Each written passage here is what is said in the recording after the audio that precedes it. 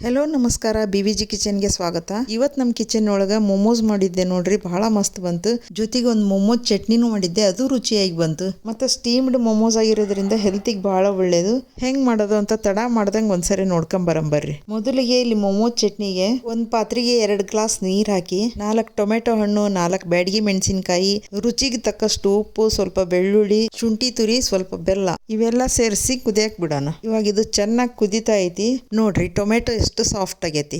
ಈಗ ನಾವು ಇದಕ್ಕೆ 1 ಸ್ಪೂನ್ ಆಗೋವಷ್ಟು ಕಾರ್ನ್ಫ್ಲವರ್ಗೆ 2-3 ಸ್ಪೂನ್ ಆಗೋವಷ್ಟು ನೀರ್ ಹಾಕಿ ಅದ್ರ ಸ್ಲರಿನ ಇದಕ್ಕೆ ಹಾಕೋಣ. ಸ್ಲರಿ ಹಾಕಿದ್ಮೇಲೆ ಲಮ್ಸ್ ಆಗ್ಬಾರ್ದು ಅಂತ 2 ಸರಿ ಕಲಿಸಿ ಸ್ವಲ್ಪ ಹೊತ್ತು ಕುದಿಸಿ ತಣ್ಣಗಾಗೋದಕ್ಕೆ ಬಿಟ್ಟೆ ನೋಡ್ರಿ. ಈಗ ಮೊಮೋಸ್ ಮಾಡಕ್ಕೆ ಹಿಟ್ಟು ನಾದಿಡೋಣ ನೋಡ್ರಿ. ಈ ಹಿಟ್ಟು ನಾದಕ್ಕೆ ಉಪ್ಪಾಗ್ಲಿ ಎಣ್ಣೆ ಆಗಲಿ ಏನು ಯೂಸ್ ಮಾಡೋದು ಬೇಡ. ಇಲ್ಲಿ 2 ಕಪ್ ಮೈದಾ ಹಿಟ್ಟು ತೊಗೊಂಡು ನೋಡ್ರಿ. ಮೈದಾ ಹಿಟ್ಟಿಗೆ ಸ್ವಲ್ಪ ನೀರು ಹಾಕಿ ಚೆನ್ನಾಗಿ ನಾದಿಡ್ತದೆ ನೋಡ್ರಿ. ನಾದಿದ ಕಣಕ ಹೆಂಗಿರ್ಬೇಕು ಅಂದ್ರೆ ನಾವು ಚಪಾತಿ ಹಿಟ್ಟಿಗೇನು ಕಲಿಸ್ತೀವಲ್ರಿ ಅದಕ್ಕಿಂತ ಸ್ವಲ್ಪ ಗಟ್ಟಿ ಇರ್ಬೇಕಿದು. ಈಗ ಇದು ಹಿಟ್ಟು ನೆನಿಲಿ ಇಲ್ಲಿ ಸ್ಟಫಿಂಗಿಗೆ ರೆಡಿ ಮಾಡ್ಕೊಳ್ಳೋಣ ಬರ್ರಿ. ವೆಜ್ ಮೊಮೋಸ್ ಆಗಿರೋದ್ರಿಂದ ಕ್ಯಾಬೇಜು, ಬೀನ್ಸು, ಕ್ಯಾರೆಟು ತೊಗೊಂಡನಿ. ನೀವು ಇದಕ್ಕೆ ಪನ್ನೀರ್ ತುರಿದು ಹಾಕ್ಬೋದು, ಹಸಿ ಬಟಾಣಿ ಹಾಕ್ಬೋದು, ಸಣ್ಣಗೆ ಹೆಚ್ಚಿ ಕ್ಯಾಪ್ಸಿಕಮ್ಮು ಹಾಕ್ಬೋದು. ನಾನು ಅದು ಯಾವುದೂ ಹಾಕಿಲ್ಲ, ಮನೆಯಾಗಿರೋ ಬೇಸಿಕ್ ಇಂಗ್ರೀಡಿಯೆಂಟ್ಸ್ ಇಂದನೇ ಮಾಡೇನಿ. ಆದರೂ ಮೊಮೋಸ್ ಮಸ್ತಾಗಿದ್ವು ನೋಡ್ರಿ. ಇಲ್ಲಿ ಕ್ಯಾಬೇಜು, ಕ್ಯಾರೆಟು, ಬೀನ್ಸು, ಹಸಿ ಮೆಣಸಿನ್ಕಾಯಿ, ಬೆಳ್ಳುಳ್ಳಿ ಎಲ್ಲ ಸಣ್ಣಗೆ ಮಾಡ್ಕೊಂಡೆ.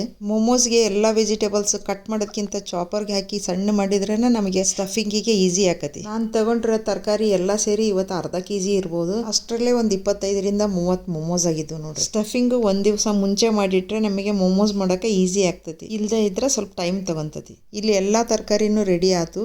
ಒಗ್ಗರಣೆಗೆ ಒಂದು ಈರುಳ್ಳಿ ಕಟ್ ಮಾಡ್ಕೊಂತದೀನಿ. ಹಂಗ ಸ್ವಲ್ಪ ಕೊತ್ತಂಬರಿ ಸೊಪ್ಪನ್ನು ತಗೊಂಡೆ ನೋಡ್ರಿ. ಈಗ ಒಂದು ಪ್ಯಾನ್ ಕಾಯಕ್ಕಿಟ್ಟು ಅದಕ್ಕೆ ಸ್ವಲ್ಪ ಎಣ್ಣೆ ಹಾಕಿ, ಎಣ್ಣೆ ಕಾದ್ಮೇಲೆ ಈರುಳ್ಳಿ ಹಾಕಿ ಹಸಿ ವಾಸನೆ ಹೋಗೋತನ ಬಾಡಿಸ್ತೇನೆ ನೋಡ್ರಿ. ಈರುಳ್ಳಿ ಹಸಿ ವಾಸನೆ ಹೋದ್ಮ್ಯಾಗ ರೆಡಿ ಮಾಡಿರ್ತಕ್ಕಂಥ ಎಲ್ಲಾ ತರಕಾರಿ ಹಾಕಿ 5 ನಿಮಿಷ ಬಾಡಿಸ್ತೇನೆ ನೋಡ್ರಿ. ನಾವು ಮತ್ತೆ ಸ್ಟೀಮ್ನೇ ಮೊಮೋಸ್ ಬೇಯಿಸೋದ್ರಿಂದ ತರಕಾರಿ ಏನ್ ಜಾಸ್ತಿ ಕುಕ್ ಆಗೋದ್ ಬೇಡ. ಈಗ ನೋಡ್ರಿ ತರಕಾರಿ ಸ್ವಲ್ಪ ಕಲರ್ ಚೇಂಜ್ ಆಯ್ತು. ಹಂಗ ಸ್ವಲ್ಪ ಕಾಳು ಮೆಣಸಿನ ಪುಡಿ, ರುಚಿಗೆ ತಕ್ಕಷ್ಟು ಉಪ್ಪು ಹಾಕಿದೆ. ಇದಕ್ಕೂ 2 ಸ್ಪೂನ್ ಆಗೋಷ್ಟು ಕಾರ್ನ್ ಫ್ಲವರ್ ಸ್ಲರಿ ಹಾಕ್ತದಾನೆ. ಇದು ಹಾಕೋದ್ರಿಂದ ವೆಜಿಟೇಬಲ್ಸ್ಗೆ ಒಂದು ಬೈಂಡಿಂಗ್ ಬರ್ತತಿ. ಮತ್ತೆ ರುಚಿಯಲ್ಲಿ ಯಾವ ಬದಲಾವಣೆನೂ ಆಗೋದಿಲ್ಲ ನೋಡ್ರಿ. ಸ್ಲರಿ ಹಾಕಿದ್ಮ್ಯಾಗ ಜಾಸ್ತಿ ಬೇಯಿಸೋದ್ ಬೇಡ, 1 ನಿಮಿಷ ಬೇಯಿಸಿದ್ರೆ ಸಾಕು. ಮೇಲೆ ಸ್ವಲ್ಪ ಕೊತ್ತಂಬರಿ ಸೊಪ್ಪು ಉದುರಿಸಿದ್ರೆ ನಮ್ ಸ್ಟಫಿಂಗ್ ರೆಡಿ ಆಯ್ತು ನೋಡ್ರಿ. ಈಗ ನಾವು ಹಿಟ್ಟೇನ್ ಆದಿಟ್ಟಿದ್ವಲ್ರಿ ಅದನ್ನ ಈ ತರ ಚಪಾತಿ ತರ ಉದ್ದಿ ಒಂದು ಮುಚ್ಚಳ ಸಹಾಯದಿಂದ ಮೊಮೋಸ್ ಎಲೆಗಳನ್ನ ತಕೋಬೇಕು ನೋಡ್ರಿ. ಈಗ ತಣ್ಣಗಾದಂತ ಸ್ಟಫಿಂಗ್ ನ ಈ ಎಲೆ ಒಳಗಿಟ್ಟು ಎಡಗಡೆಗೆ ಒಂದ್ಸರಿ ಪ್ರೆಸ್ ಮಾಡ್ಬೇಕು, ಬಲಗಡೆಗೆ ಒಂದ್ಸರಿ ಪ್ರೆಸ್ ಮಾಡ್ಬೇಕು. ಈ ತರ ಪ್ರೆಸ್ ಮಾಡ್ಕೊಂತ ಹೋಗಿ ಕೊನೆಗೆ ಹಿಂಗ ಕ್ಲೋಸ್ ಮಾಡ್ಬೇಕು ನೋಡ್ರಿ.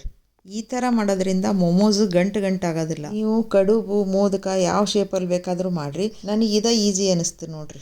ಈಗ ಇನ್ನೂ ಒಂದು ಮಾಡಿ ತೋರಿಸ್ತದ ನೋಡ್ರಿ. ಫಸ್ಟು ತುದಿಗೆ ಒಂದ್ಸರಿ ಕೂಡಿಸಿ, ಆಮೇಲೆ ಎಡಗಡೆಗೆ ಒಂದ್ಸರಿ ಬಲಗಡೆಗೆ, ಒಂದ್ಸರಿ ಎಡಗಡೆಗೆ, ಒಂದ್ಸರಿ ಬಲಗಡೆಗೆ, ಈ ಥರ ತುದಿ ತನ ತಗೊಂಡು ಹೋಗಿ ಕ್ಲೋಸ್ ಮಾಡ್ಬೇಕು ನೋಡ್ರಿ. ಒಂದು 2 ಮೊಮೋಸ್ ಮಾಡೋದ್ರಾಗ ಪ್ರಾಕ್ಟೀಸ್ ಆಗಿಬಿಡ್ತೈತೆ ನೋಡ್ರಿ.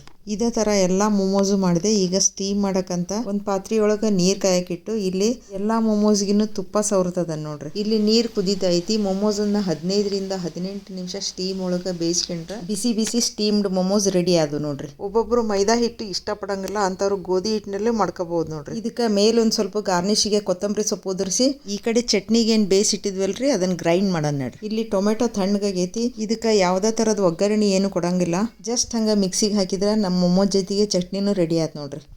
ಈ ರೆಸಿಪಿ ನಿಮಗೆ ಇಷ್ಟ ಆಯ್ತು ಅಂದ್ರೆ ದಯವಿಟ್ಟು ಒಂದು ಲೈಕ್ ಕೊಟ್ಟು ಸಬ್ಸ್ಕ್ರೈಬ್ ಮಾಡೋದನ್ನು ಮರಿಬೇಡ್ರಿ. ಹಂಗೆ ನಿಮ್ಮ ಫ್ರೆಂಡ್ಸ್ ಆ್ಯಂಡ್ ಫ್ಯಾಮಿಲಿ ಜೊತೆ ಶೇರ್ ಮಾಡಿ. ನಿಮ್ಮ ಅನಿಸಿಕೆಗಳನ್ನು ಕಮೆಂಟ್ಸ್ ಮೂಲಕ ತಿಳಿಸಿ. ಮತ್ತೆ ಮುಂದಿನ ವಿಡಿಯೋದಾಗ ಸಿಗ್ತೀನಿ. ಅಲ್ಲಿವರೆಗೂ ಬಾಯ್.